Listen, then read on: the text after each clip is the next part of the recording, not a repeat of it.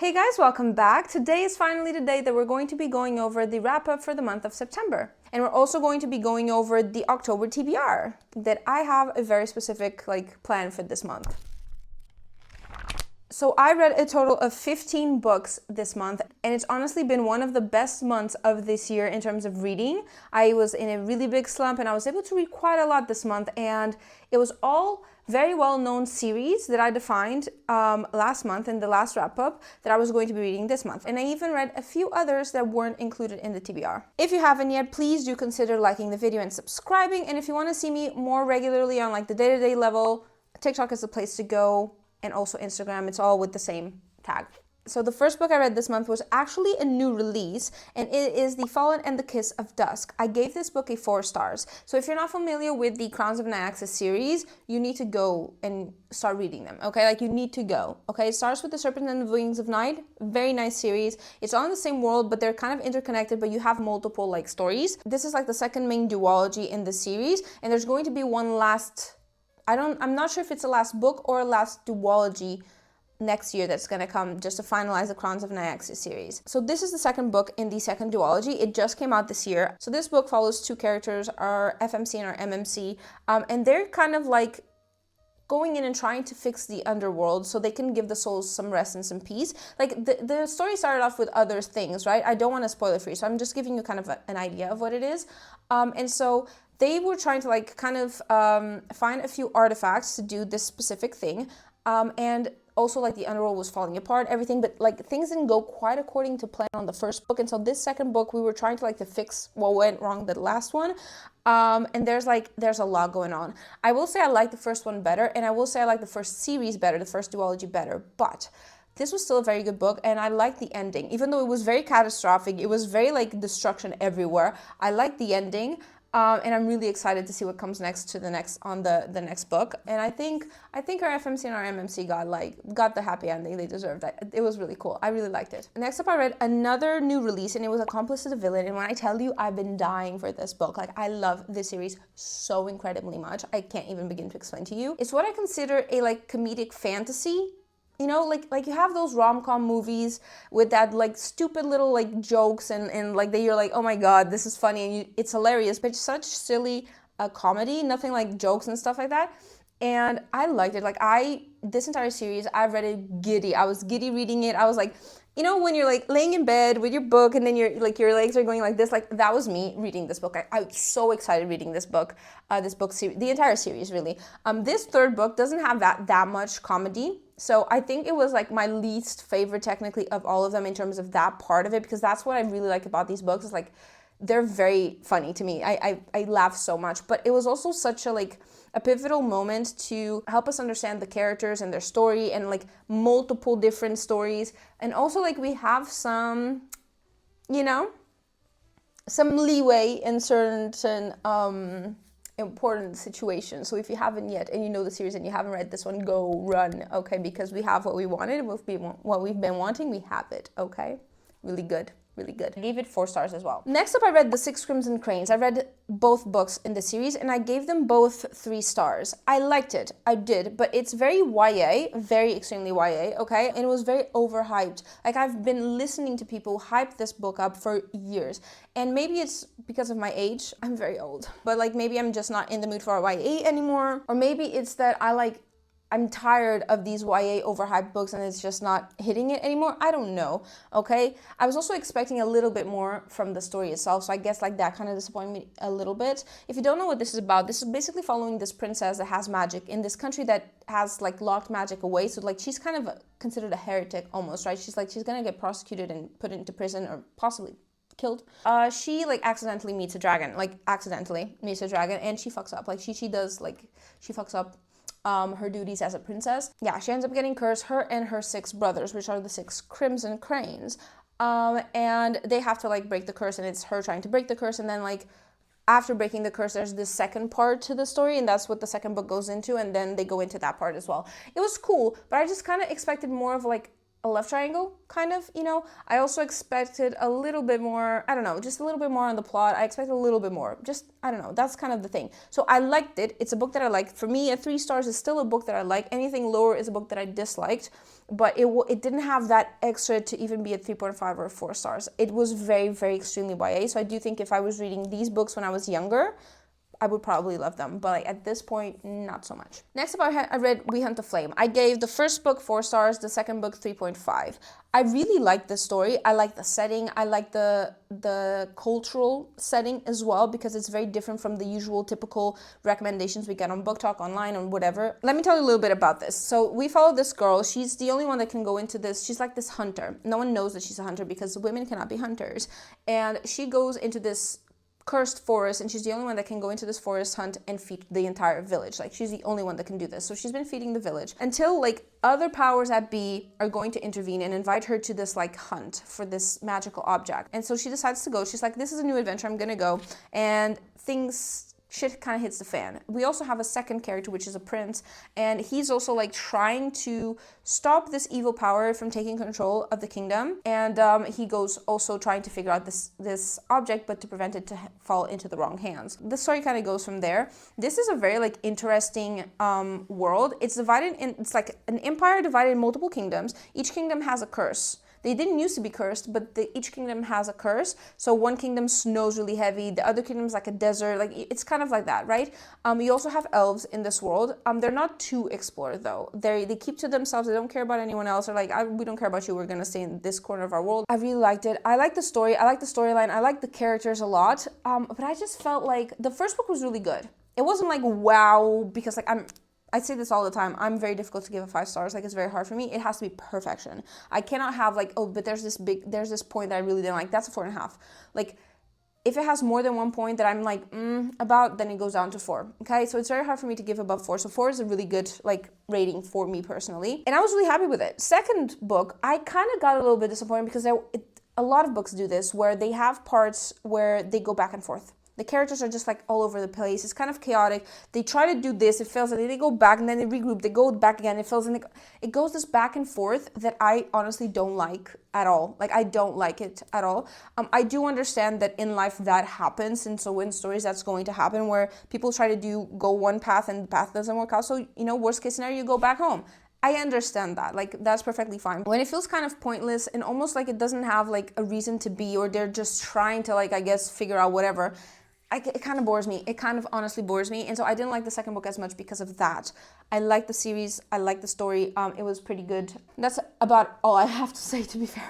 Next up, we have The Prison Healer. Now, this is like one of those books that everyone's been raving about, but like at the same time, not a lot of people know about it. Does that make sense? Because I feel like the people that read this series, they always rave about it. They're like, oh my God, it's so good.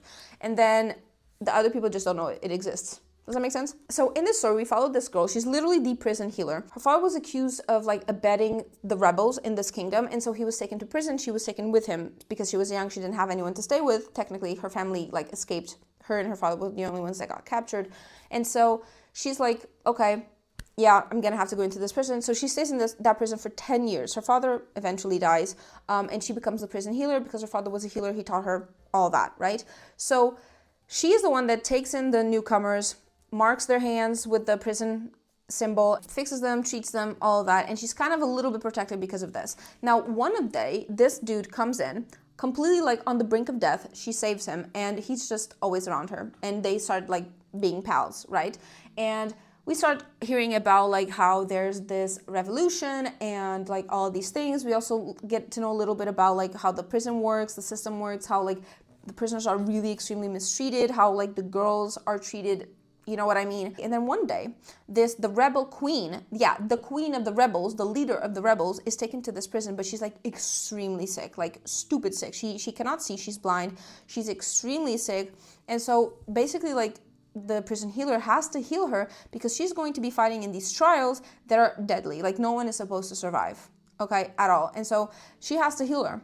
And the story goes from there. I'm not going to spoil it for you. When I tell you, The concept of this, very nice, very unique. At least I haven't read anything like it. You end up falling in love with every single one of the characters. You fall in love with the main characters as well. Like the story itself, the setting, everything is so well done. Like really, really well done. I will say it is very predictable. But at the same time, my dumbass did not predict the ending. Like literally the last page of this book. I did not predict that. I don't know why. Like I predicted everything else. I knew exactly who everyone was, did not predict the ending. So it had like a plot twist of a plot twist in the end. But I feel like I was dumb, but I'm also happy I was dumb because I was so excited like when I finished the book. I was like, oh my God, what do you mean? It was like such a thing for me. So yeah, next book, also pretty good. I do feel like the middle book is kind of the transitional book, but at the same time, it's still a very good book. The third book, really good, really good. I kind of had a hunch of what happens on the third book, but it ended up happening, but I really liked it. It was really good. I gave 4 stars to every single one of these. I don't think it was 5 stars because, again, it was kind of predictable and, you know, the tropes, you already know what's going to happen in sometimes. But, like, it was still very, very good. A very good series. So if you like romance and you like the typical tropes and you don't mind it being slightly predictable, this is definitely for you. Next up, I read Jade City. Now, I was supposed to read the entire series, but I read only the first book and I did not continue the rest of the series. And before you come for me, let me explain, okay? I have a reason. So Jade City is basically set in this island that is like, the culture is very Asian-inspired culture, okay? And you have the Jade Warriors and you have the regular people. Now, the Jade Warriors, like, there's a whole history behind this, but the Jade Warriors basically are like the leaders. You have like the leaders, you have the king and stuff, but the king doesn't have any jade. The Jades have 2 main houses. Think of it like a mafia, but like, you know, 2 main houses. The big bosses, like the real power, the real money, everything is with the Jade families. There's schools for the Jade children. There's people that are like, oh, we're like the lantern man of the Jades. And so like we are with this family, we are with that family. We have like our businesses pay tax to the family that we work with, and like the various areas of the city are divided between the 2 houses, things like that. But then like a kind of a war starts to happen between these houses in the story, and we follow each family member from one of the families. It's really good. I gotta tell you, I don't have anything to point out when it comes to the fantasy. I think it's a really good fantasy book. I would say like it's like high fantasy. It's not actually romancy. There's nothing romance about it. The characters are very well developed. Each character has its own background in depth and story and history, all of it. The political side of it, like everything is very well planned, very well described, everything, like it works really, really well. That being said, I really struggled with the writing. I really struggled with the writing. I just didn't like it. It felt really clunky. It had a lot going on, like a lot. Like one paragraph had so much information. And also we were like thrown into this world and like figure out what this power means, what that power means. You're thrown into these families and into these titles that you'd have no idea what these titles mean. It got really confusing for me in terms of all of that. It was just really clunky, a lot of like terminology, and you're just thrown into it. You don't have like, you know, an explanation or smoothing it out.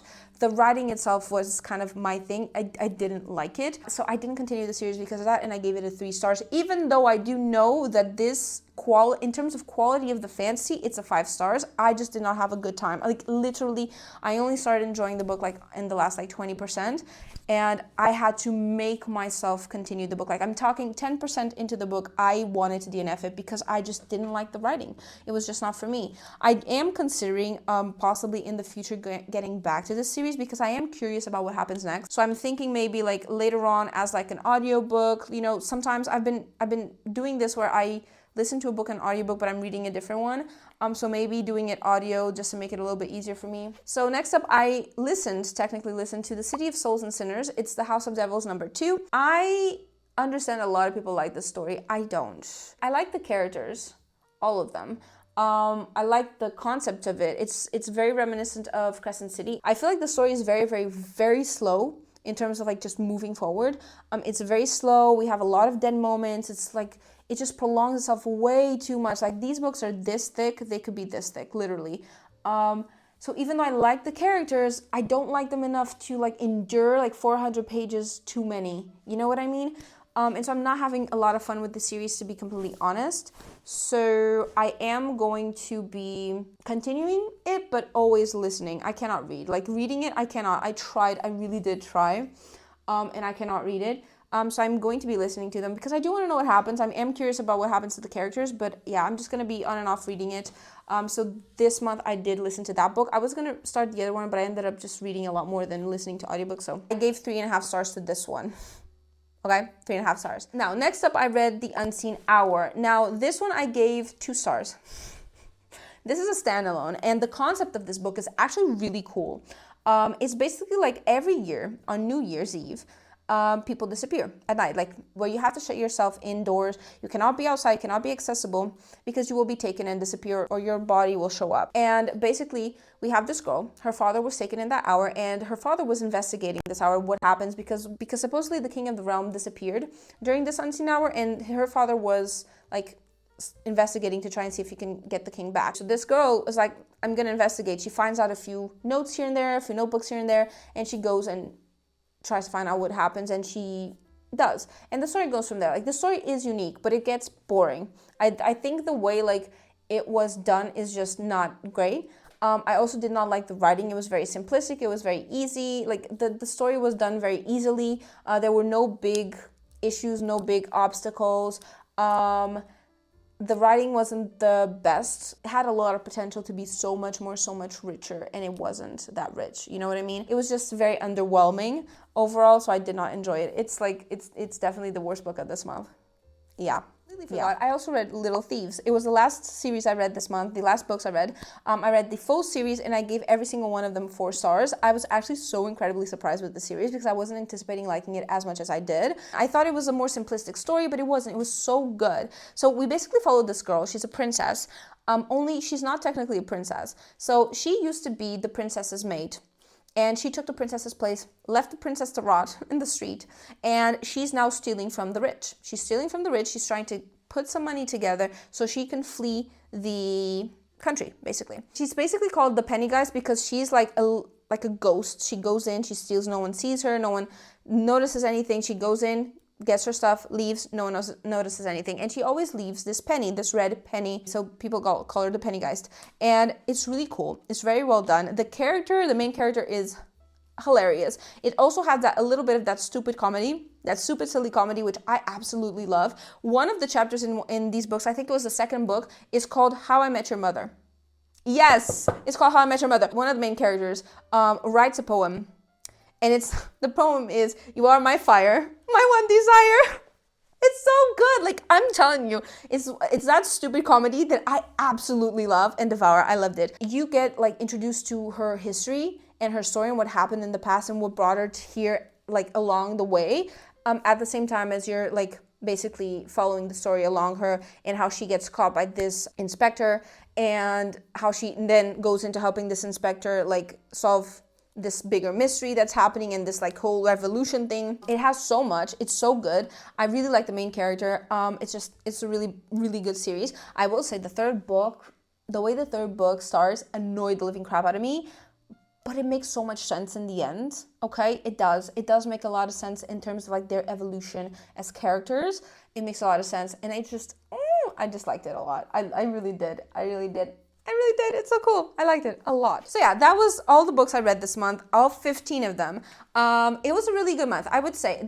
Even though I don't have any like really extremely good book, like a book that hit like 4.5, 5 stars this month, I still think they were all pretty good, and I'm still happy with it. I'm glad I read so much, and I'm glad I went through so many series that I was dying to go through for so many years. Now, let's jump into the October TBR. So, the October TBR is kind of structured a little bit differently from last month because there's this whole plan around this TBR, okay? Let me explain. So, we have 3 parts into this TBR. The first one is the new releases that are coming out this month or just came out this past month. New releases that I have been dying to read, but I haven't gotten to them. The second part is the actual TBR for the topic of this month. So this month I decided to read mainly vampire books from my TBR. I could not go and search for new books. They had to be in my actual TBR because I want to get through my TBR, okay? So I'm going into the TBR, grabbing a bunch of vampire books, and that's all I'm going to be reading this month. But I also want to do this one challenge this month where I want to go through all of the books in my physical TBR. Maybe not finish all of them, but at least dent them, because at this point I think I have like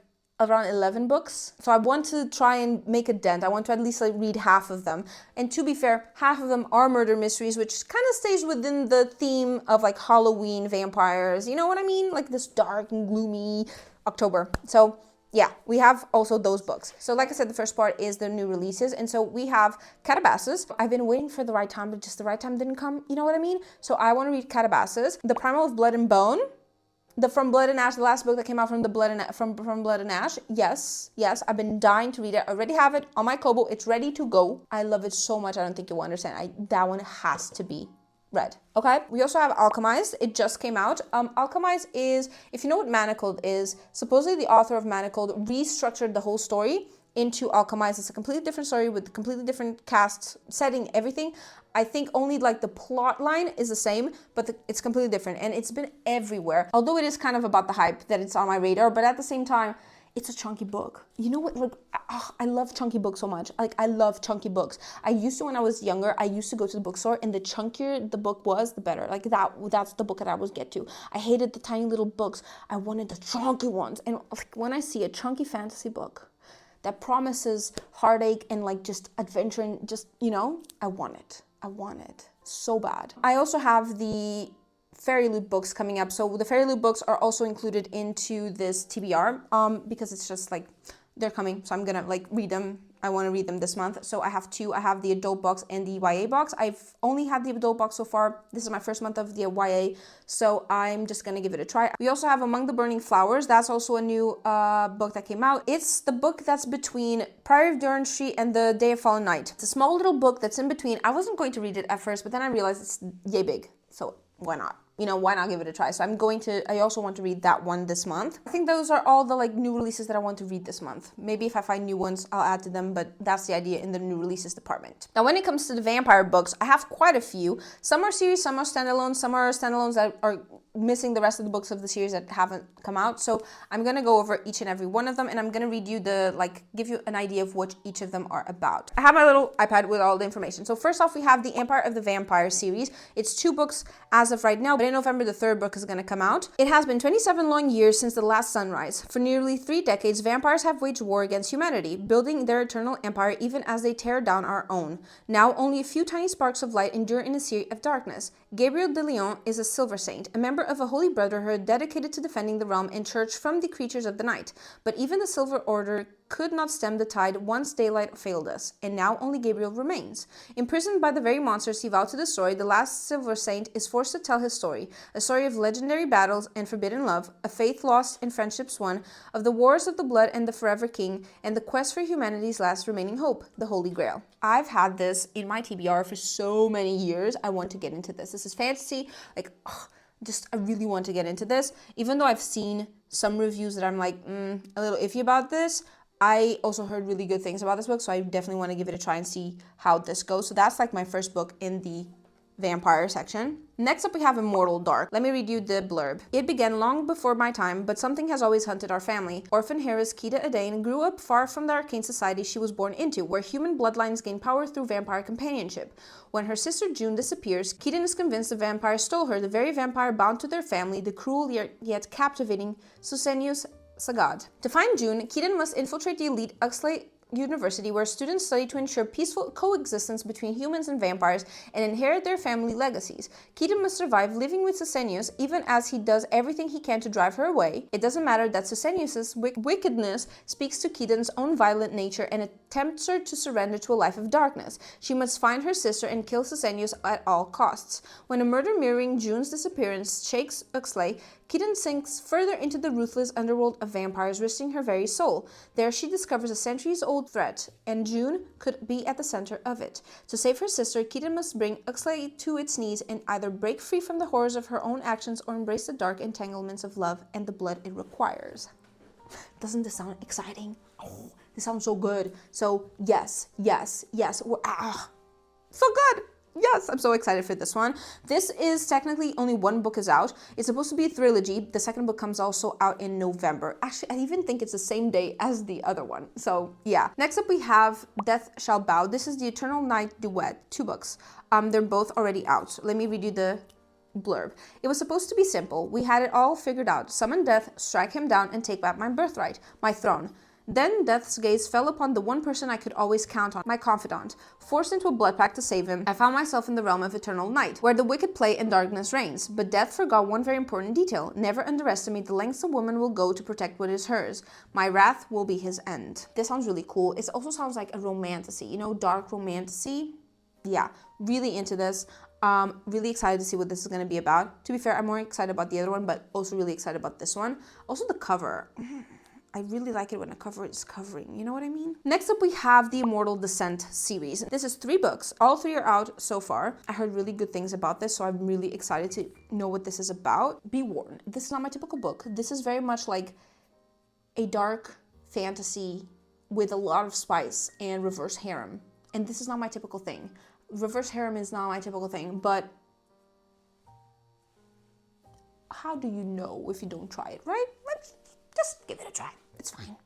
I always knew I was different, but never imagined how dark that difference would be. When my absentee father returns to inform me of my true heritage, the way to figuring out this new reality of being half bloodsucker is a secret paranormal university nestled in England's misty forests. It specializes in control and focus for beings like me and those whose default setting is trouble. When I step through Mist Hollow University's hidden gates, I'm plunged into a world of ancient power and forbidden desires. As my dormant powers awaken, so does a hunger I can't control, and I fall under the spell of 4 otherworldly men who give trouble a whole new meaning. We have the names of the men, I'm not going over that. But when a sinister plot unfolds involving ancient prophecies, hidden artifacts, and shadowy enemies, somehow I'm at the center of it all. At Mist Hollow, every choice has consequences, and the price might just be my soul. Welcome to my descent into the shadows. There's no turning back now. Doesn't that sound super cool? You also have information on all 4 of the guys. I'm not going to go over that, but like, oh my god. So cool. I'm just curious. It's just curiosity, you know, it's just curious. I'll read the first book and I'll see how it goes, you know. Next up, we have The Beautiful. Now, this one I can tell a little bit about, like, off the bat. This is all you need. This is all you need to know about the series, okay? Buckle up. New Orleans, vampires. Do I need to say more? No, I didn't think so. This is all I needed to know. Like, literally, I remember when I was reviewing my TBR and, like, I chose to keep this book. I literally read New Orleans and then vampires. I'm like, I'm good. I don't need to know anymore. The New Orleans and vampires, come on. I'm a Klaus girly. Of course I'm going to want to read it. Like, there is absolutely not a single shadow of doubt on my mind that I want to read it. And it all passes within the French Quarter. Yes, this is everything. Like, I don't even need to say more. Do I? No, I don't. That's all you're gonna get. That's literally all you're gonna get, okay? There's 4 books in this series, and it's completed, finished, all good to go. So that's gonna be really cool, because I already know I'm gonna like it. Let's be honest. I will say, this does not have any spice. This is not supposed to have any spice, which is kind of a shame. Let's be honest. It's kind of a shame. So if you know any New Orleans vampires with smut, let me know in the comments down below, because that is quite a shame. Even though I'm still gonna love it. I'm really sure I'm gonna love this one. I just hope my expectations don't get completely destroyed. That's what I'm hoping for. Next up, we have Boys with Sharp Teeth. I found this on TikTok, I think. This is one of the TikTok recommendations, and it's actually a more recent one. Yeah, this only was published on April 8th. So, yeah. Let me give you the rundown. So, 17-year-old Maren James has always lived in the shadow of the exclusive Huntsworth Academy, and when her cousin is found dead on school property, Maren knows exactly who's to blame: Adrian Hargraves and Henry Wu, the enigmatic yet dangerously alluring leaders of the school's social elite. Seeking justice, Maren poses as a student and infiltrates Huntsworth, only to find herself drawn to her new life and to the 2 broken boys she once vowed to destroy. When Maren uncovers an otherworldly secret, the boys are hiding within Huntsworth's ivied gates. The lines between right and wrong, love and hate, and nightmare and reality begin to crumble, and nothing is as it seems. Welcome to Huntsworth Academy. And the tags are dark academia, fantasy, young adult, mystery, romance, paranormal, vampires, thriller, horror, contemporary. Yes, it's a yes. And it's a standalone. From what I can tell, it's literally just a standalone. There's not going to be a series. Hope so, because I need good standalones, you know, good standalones that can stand on their own, literally. So yes, very excited for this one as well. Lastly but not least, we have the Blood and Tea series, which you probably already heard about. It's the Tempest of Tea series. Yeah, so there's 2 books out so far. The second book was published this year. I'm not sure if it's going to be a trilogy or not. Not really sure, but I've heard so many good things about this. Like, it's been in my TBR for so many years, like, at this point. So let me read it, the blurb for you if you don't know what it's about. Why save the world when you can have tea? On the streets of White Roaring, Arthi Casimir is a criminal mastermind and collector of secrets. Her prestigious tea room transforms into an illegal bloodhouse by dark, catering to the vampires feared by society. But when her establishment is threatened, Artie is forced to strike an unlikely deal with an alluring adversary to save it, and she can't do the job alone. Calling on some of the city's most skilled outcasts, Artie hatches a plan to infiltrate the sinister, glittering vampire society known as the Ethereum. But not everyone in her ragtag crew is on her side, and as the truth behind the heist unfolds, Arthi finds herself in the midst of a conspiracy that will threaten the world as she knows it. Here's the thing, I'm a little bit tired of the whole ragtag group of like anti-heroes that come together. Like, I'm really tired of the Fellowship of the Ring basically at this point. That being said, add vampires to the story and the story kind of changes. You know what I mean? The story changes completely. Vampires just make everything better. That being said, this is the TBR for the vampire section. I absolutely am excited to read some of these. Like, I'm excited for all of them. Like, some of these are just pulling at me. I don't think you understand. And that New Orleans one, I would give anything to just live in New Orleans. I'm not even saying for the rest of my life, but just give me a month. I would be so happy with just a month. If you give me 6 months, I would kiss your feet, honestly. Like, so good. But it has to be in the French Quarter. We're not living New Orleans French Quarter. That's the only acceptable answer. Now I'm gonna get my physical TBR because I don't have it with me here. And then you're going to freak out because there's a lot. Yeah, like I said, there's quite a lot. I do understand that a lot of like influencers online have like 200 books. This is a lot for me, okay? Like, I have a little shelf cart thing where I keep like my smaller teeny books, and the top of the shelf is my TBR, and I don't let it fill up, okay? And this is as full as it's been, okay, in the most recent years. So this is also one of the things I want to do this month, is go through all of these books and just read all of them. So yeah, that's basically our TBR for October. I'm very excited. I'm also excited for a few of the videos I'm going to be doing this month. So again, don't forget to subscribe if you want to see more videos from me, or if you find this interesting, or if you want to just yap about books, that's also fine, okay? If you have any recommendations for me vampire-wise, because now I'm gonna run out of vampire books this month, please let me know in the comments down below, because I'm always up for some of those. I want spicy ones. Remember, I want spicy ones. I hope you guys enjoyed this video, and I'll see you guys next week, where I'm going to be doing a screen time reading challenge, where I'm going to be reading the same amount of hours I spent on my phone the week before. So let's say Monday I spent like 10 hours on my phone, I'm reading for 10 hours on the next Monday, and so on and so forth. So yeah, I hope you guys have a great rest of your week, and I hope you have an amazing Halloweeny October.